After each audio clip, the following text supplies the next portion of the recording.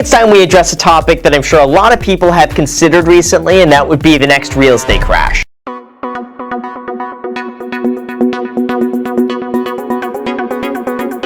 They say the worst time to buy an asset is in the midst of a bubble. Although some experts may hold some reservations on the matter, 2021 could be the year the housing market bubble bursts. The pop seems inevitable considering how the house prices have skyrocketed in the past few years. What is a housing bubble?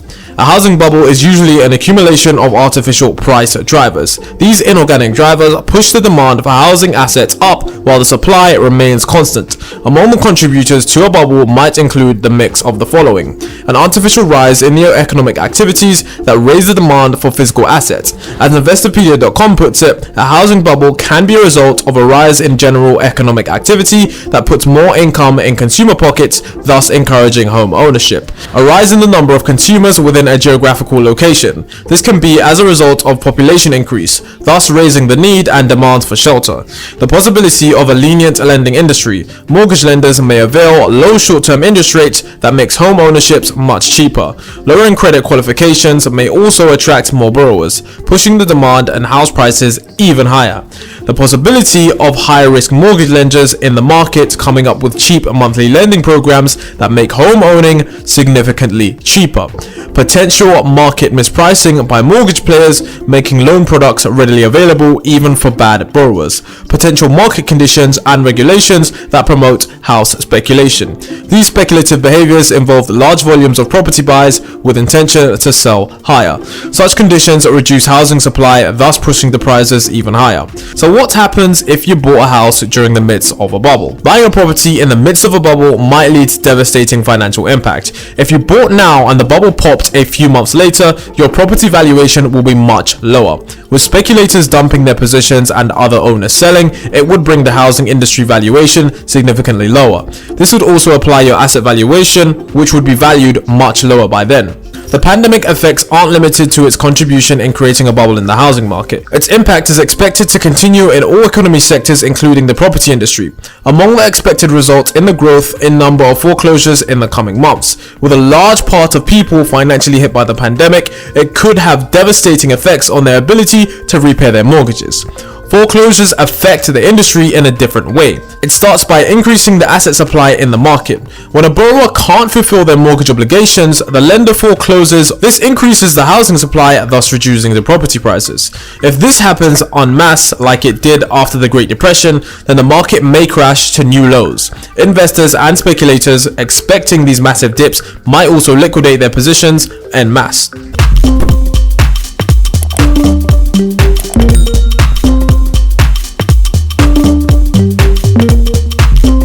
After all, I think it's no surprise that in the last 12 months, a lot has happened. Just recently, it was reported that real estate prices have hit another all-time record high across nearly the entire country. Housing inventory has hit an all-time record low, and buyers are left paying significantly over asking just for a chance to get the home they want. However, it's kind of strange because during the same time as all of that, 2.6 million homeowners are still in forbearance, up to 20 million tenants are still behind in their rent, and the biggest wild card from all of this is that interest rates are now beginning to go up. Now here's the thing, throughout the entire history, there's always been a boom and bust cycle of the real estate market, and at some point in the future, there's going to be another real estate crash. Now even though we don't know exactly when and what will cause it, there are some lessons that we could use from previous real estate downturns that anyone could apply today. So here's how you could best prepare for another housing downturn, because like I said, at some point in the future, the housing market is going to be going down, and it's extremely important that you're prepared for this, so that way you can do your best to make sure you don't lose any money. Now the first thing that I would recommend that everybody do is get a 30-year mortgage. Now I know what most people would think when they hear this. But Graham, you pay more interest on a 30-year mortgage than a 15-year mortgage. Why would you cost us more money? Why would you mislead us like this, Graham?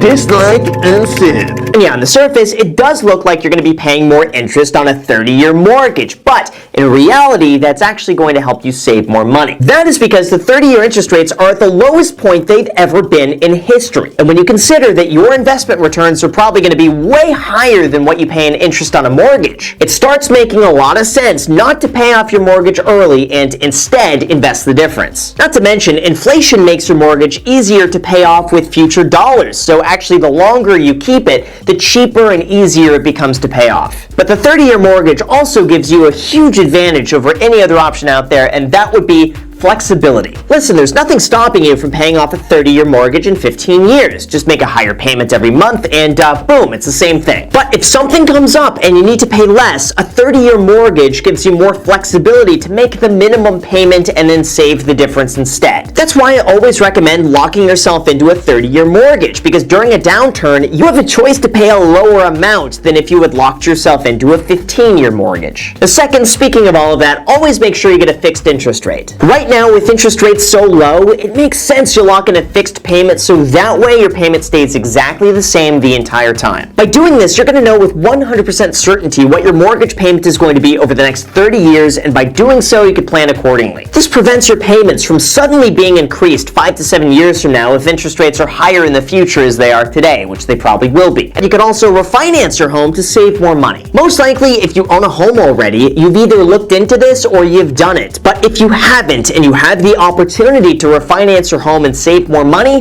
then do it. Doing this allows you to get a brand new loan that replaces your current loan, and most likely the new loan is going to be at a substantially lower interest rate than what you're currently paying, thereby saving you more money in the process. Doing that makes your payments that much more affordable in the event the market goes down, or you lose your job, or something else happens that would affect your ability to repay back that mortgage. Now fourth, this is a really important one, but avoid selling your house if you don't need to. The truth is, real estate values only matter if you intend on selling. So everything I've mentioned so far is really just designed to make your payments as low and predictable as possible so you won't need to sell. And ideally, by not selling, you'll have the time to ride out any short-term fluctuations in the price until eventually things recover. The fifth, always make sure to keep an emergency fund on the sidelines just in case you need it.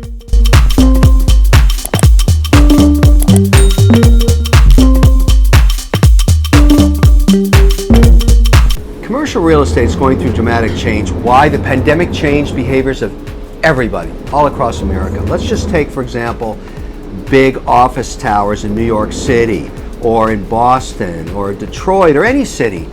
You know, before the pandemic, everybody went to HQ to go to work. Everybody said, okay, let's get in the elevator with 60 people, go up to 78th floor.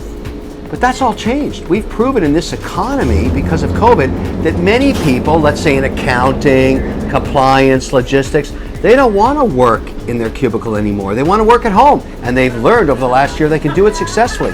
So they don't want to come back. So that reduces the demand for office square footage dramatically. Think about this. So you've got this diminishment of the value of, you know, office space and commercial real estate and retail space.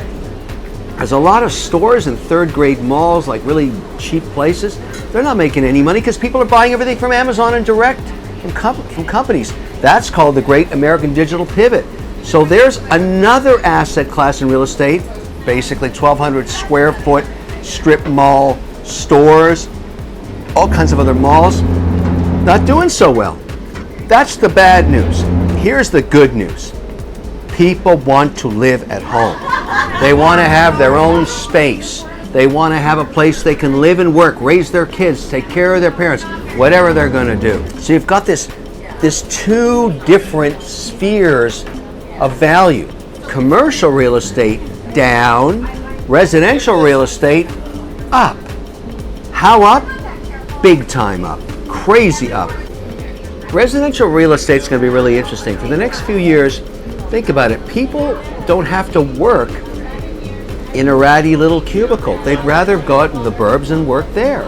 Makes total sense, right? But it's also going to reflect in the value of residential. So let me tell you about investing in residential. When you buy a home and it needs a renovation, the only two things you should care about: kitchens, bathrooms. Building a movie theater in the basement, total waste of money. You don't get any return on that. I know it sounds cool to have a man cave, but The major purchase decision is often made by the matriarch of the family. The woman's walking in saying, where do I live? In the kitchen. Where do I live? I want great washrooms. That's the zone. That's the family zone. Every dollar goes there first.